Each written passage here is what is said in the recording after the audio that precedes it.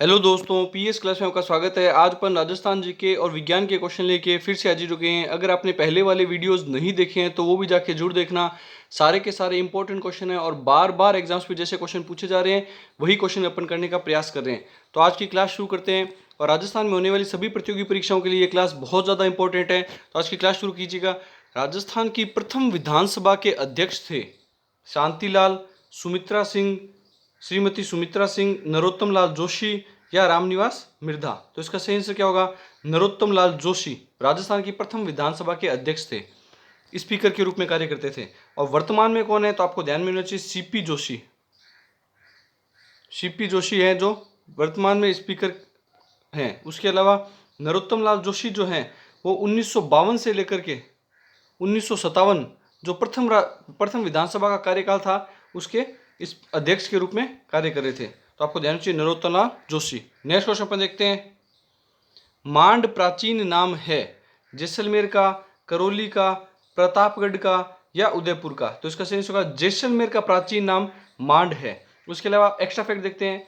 जैसलमेर की स्थापना कब की गई तो आपको ध्यान होना चाहिए 12वीं शताब्दी में। 12वीं शताब्दी में की गई। और किसके द्वारा की गई ये भी कई बार पूछा जा चुका है। और ये कई बार पूछा जा चुका है कि कब स्थापना की गई। 12वीं शताब्दी, आप अच्छे से याद कीजिएगा, ये रिपीट हो चुका है ये क्वेश्चन कई बार। तो 12वीं शताब्दी में स्थापना की गई और जेसल सिंह भाटी के द्वारा, भाटी राजपूतों के द्वारा की गई थी। तो जेसल सिंह भाटी के द्वारा जैसलमेर की स्थापना की गई थी। इसे राजस्थान की स्वर्ण नगरी भी कहा जाता है, स्वर्ण नगरी भी कहा जाता है। और राजस्थान का अंडमान भी कहा जाता है, राजस्थान का अंडमान भी इसे कहा जाता है। ये भी आपको ध्यान में होना चाहिए। और मांड किसका प्राचीन नाम है तो आपको ध्यान में है जैसलमेर का। नेक्स्ट क्वेश्चन पर देखते हैं। कागदी पिकअप किससे जल ग्रहण करता है? वेरी वेरी इंपॉर्टेंट लगा लीजिएगा। कागदी पिकअप बांध है, ये किससे जल ग्रहण करता है? गांधी सागर बांध, माही बजाज सागर बांध, जाखम बांध या जवाई बांध। तो इसका सही आंसर क्या होगा? इसका सही आंसर होगा माही बजाज सागर बांध से कागदी पिकअप बांध जल ग्रहण करता है। अब एक्स्ट्रा फैक्ट देखते हैं। कागदी पिकअप बांध है किस जिले में स्थित? तो ये भी आपको ध्यान में होना चाहिए, बांसवाड़ा में, बांसवाड़ा जिले में स्थित है। और माही बजाज सागर बांध के ऊपर इसका निर्माण किया गया। क्यों? क्योंकि वहां के आसपास की जो जमीन है वो उबड़ खाबड़ जमीन है, उबड़ खाबड़ जमीन है। उबड़ खाबड़ जमीन होने की वजह से यहाँ से किसी भी नहरों को नहीं निकाला जा सकता। किस जगह से? माही बजाज सागर बांध से। तो इससे आगे, माही बजाज सागर से आगे नहरों को निकालने के लिए कागदी पिकअप बांध का निर्माण किया गया। नहरों को इससे आगे नीचे की ओर निकालने के लिए कागदी पिकअप बांध का निर्माण किए गए। नेक्स्ट क्वेश्चन पर देखते हैं। गंग नहर कौन सी नदी से निकाली गई है? वेरी वेरी इंपॉर्टेंट लगा लीजिएगा, कई बार एग्जाम्स में आ चुका है ये क्वेश्चन। गंग नहर का निर्माण किसने किया पहले तो ये बताइए। गंगा, व्यास, सतलज या साबी। तो इसका पहले तो गंग नहर का निर्माण करवाया गया है गंगा सिंह जी के द्वारा, गंगा सिंह जी के द्वारा, जो कि बीकानेर के राजा हैं। गंगा सिंह जी, महाराजा गंगा सिंह जी के द्वारा 1922 से लेकर के 1922 के दौरान में इसका निर्माण करवाया गया था। और यह राजस्थान की प्रथम सिंचाई नहर परियोजना थी। ये सिंचाई नहर के रूप में, परियोजना के रूप में जानी जाती है। और इसका निर्माण सतलज नदी पर करवाया गया। इसका निर्माण कहाँ पे करवाया गया? सतलज नदी पर करवाया गया। नेक्स्ट क्वेश्चन पर देखते हैं। रबी के मौसम में राजस्थान की प्रमुख खाद्यान्न फसल में कौन सी है? वेरी वेरी इंपॉर्टेंट लगा लीजिएगा। रबी की फसल में कौन सी फसल के रूप में उगाई जाती है तो बताइए। सबसे पहले तो आपको ध्यान में चाहिए रबी की फसल को उनालू कहा जाता है। क्या कहा जाता है? उनालू कहा जाता है। अब प्रमुख खाद्यान्न फसल के रूप में कौन सी फसल होती है? गेहूं, बाजरा, मक्का या ज्वार। तो इसका सही होगा गेहूं की जो फसल होती है वो रबी के मौसम में उगाई जाने वाली प्रमुख खाद्यान्न फसल है राजस्थान की। उसके अलावा रबी की फसलों के और उदाहरण भी आप देख सकते हैं, जैसे चना, सरसों, गेहूं हो ही चुका है, और जीरा, अलसी, ये सभी कौन सी फसलें होती है? ये सभी आपको ध्यान में होनी चाहिए। जो ये सभी कौन सी फसलें हैं? ये सभी रबी के मौसम में उगाई जाने वाली फसलें हैं। और रबी की फसलों को उनालू कहा जाता है। नेक्स्ट क्वेश्चन अपन देखते हैं। अब अपन साइंस के क्वेश्चन करेंगे। वक्र की संरचनात्मक व क्रियात्मक इकाई है, कार्यात्मक इकाई है न्यूरॉन, कोशिका, जाइगोट या नेफ्रॉन। तो आपको ध्यान है मनुष्य में एक जोड़ी वक्र पाए जाते हैं, ये एक जोड़ी वक्र पाए जाते हैं इस प्रकार से, एक जोड़ी वक्र पाए जाते हैं जो कि रक्त के शुद्धिकरण का कार्य करते हैं। किसका कार्य करते हैं? रक्त के शुद्धिकरण को। और इसके ऊपर इस प्रकार से अधिवक्र ग्रंथि पाई जाती है, वक्र के ऊपर पाई जाने वाली ग्रंथि अधिवक्र ग्रंथि पाई जाती है।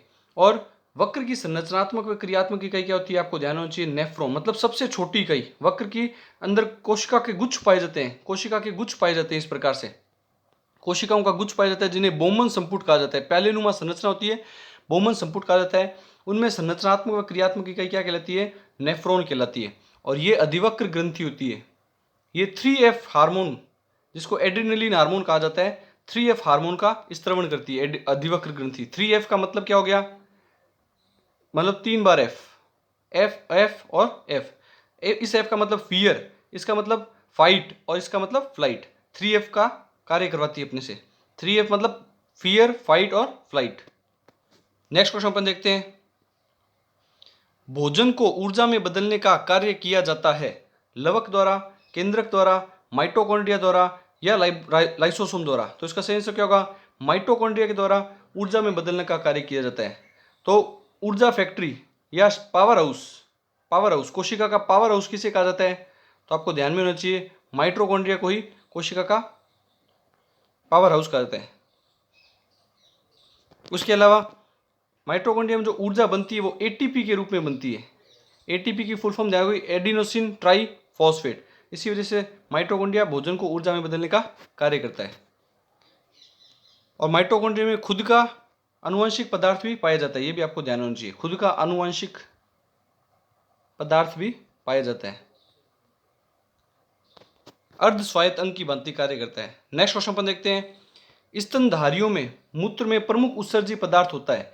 स्तनधारी जो जीव जंतु पाए जाते हैं, जैसे मनुष्य खुद स्तनधारी जीव जंतु है, उनमें उत्सर्जी पदार्थ के रूप में क्या निकलता है? यूरिक अम्ल, अमोनिया, प्रोटीन या यूरिया। तो इसका सही होगा यूरिया। यूरिया के रूप में उत्सर्जी पदार्थ को उत्सर्जित करते हैं, इसी वजह से इसको स्तनधारियों को यूरिकोटेलिक कहा जाता है।